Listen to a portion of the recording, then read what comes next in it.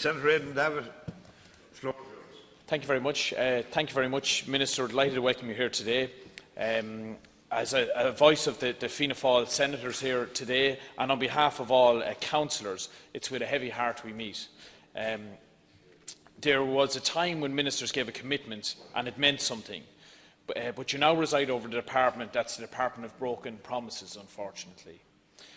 During leadership campaign, Minister Coveney sat where you sit now and promised councillors 5,000 yearly expense and €1,000 pay increase starting on the 1st of July. He was adamant on the time. It was written into legislation, as we were told, but anyway, that hasn't happened, as you're aware, Minister.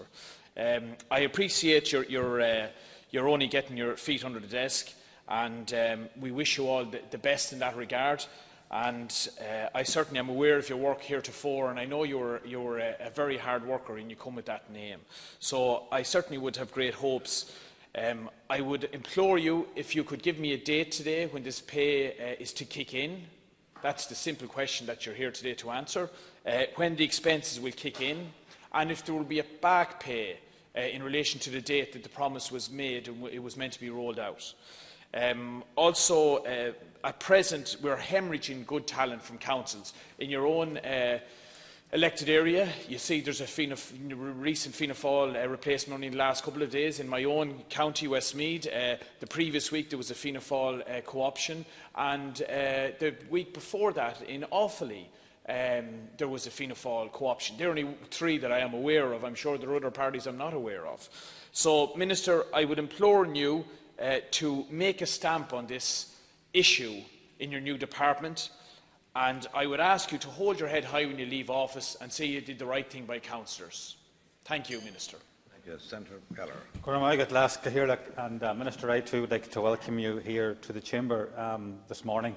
It's disappointing in many ways that we're back here discussing this same issue, despite, as my colleague Senator Davitt outlined, promises that were made in relation to a resolution of this particular issue.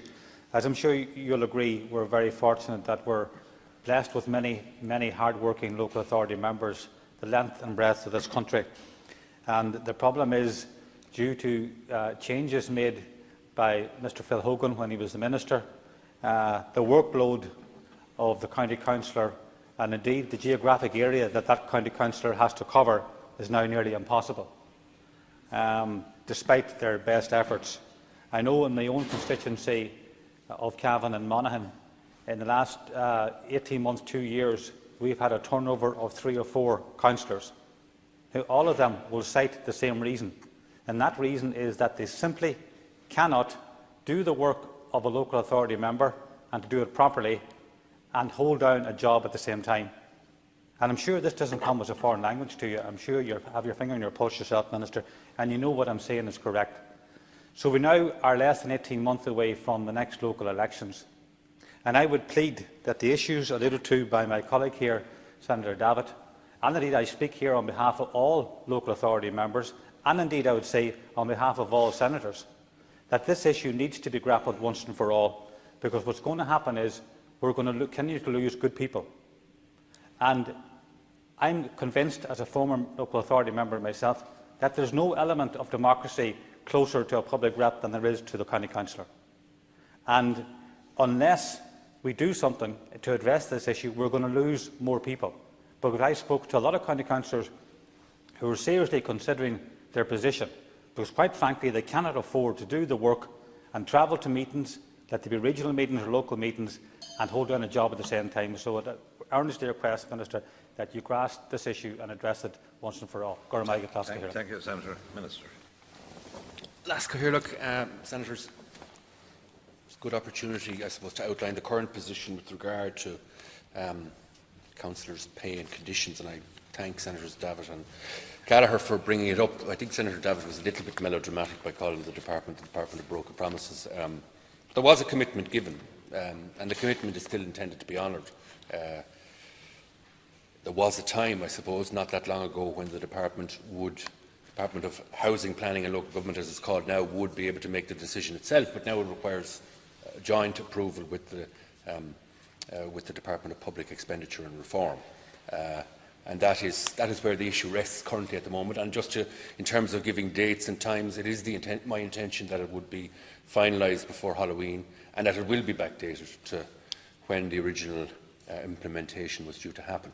The senators are both right in terms of councillors leaving office. I mean, I've come across it myself, and it's a much more regular thing in recent years than it used to be in the past. And certainly the major contributor, I think, is the workload that's involved and trying to continue maybe a full-time job or rearing a family while also being a councillor. Those are huge issues, and I recently met with the group Women for Election with a view to looking at some of the examples that were mentioned, and also some in my own particular constituency. It's also always been the case, and Senator Davitt mentioned the retirement of Councillor Anna Hearn in Carlow, who received a significant promotion, I suppose. So I'm not sure that she would have been able to continue anyway, but I want to acknowledge her work in Carlow County Council over many, many years. She was a very effective councillor. The second part that Senator Gallagher raised about the anomaly between city councillors and county councillors, it is proposed that the city councillors will get the same increase as county councillors. Effective local government structures are an essential part of our democracy. I was a member, a child councillor myself 20 years ago. In turn, effective local government cannot be achieved without the hard work and commitment of elected members in service of their communities. A range of financial supports are in place to assist councillors in their work. These include the representational payment, fixed annual expenses, travel and subsistence, mobile phone and retirement gratuity, and a conference and training provision. The programme for partnership government includes a commitment to review these supports to councillors in consultation with representative bodies. Mr Simon Coveney, TD, met with the Association of Irish Local Government and the Local Authority Members Association to discuss the view of their members that positive consideration should be given to improving the range of supports available. In January this year, taking account of the considerable additional workload councillors have experienced since 2014 and the reforms in local government, the former Minister announced two important changes to support councillors in their role as public representatives. Firstly, a new allowance of €1,000 per annum to be introduced in recognition of the work councillors undertaking carrying out their reserved functions at municipal district level. Secondly, a new vouched annual expenses allowance of up to a maximum of €5,000 to be introduced, which councillors may choose to opt for in place of the existing unvouched rate of €2,500.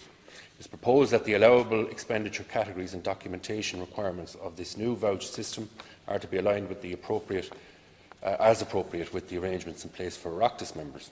While it was intended that these new measures would be implemented with effect from the 1st of July, the Association of Irish Local Government requested that further consideration be given to the terms and conditions that would apply. I subsequently met with the delegation of the AILG shortly after I assumed office to understand their views on this matter. A particular concern raised, which I acknowledged, was to ensure appropriate recognition of the workload of all councillors at sub-county level across the country.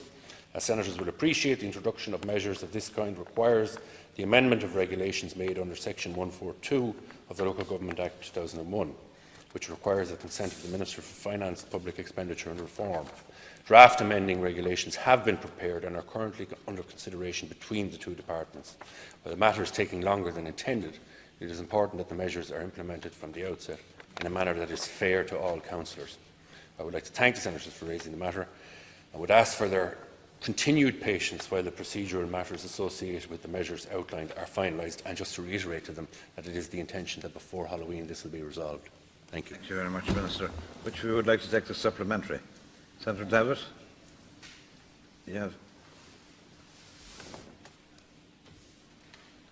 1 minute, Senator. Thank you very much. Again, on myself and on behalf of our senators here, and also Senator Mark Daly, who got tied up actually in the way to the meeting here. I was only talking to him a few moments ago, and he just couldn't make it here today as well.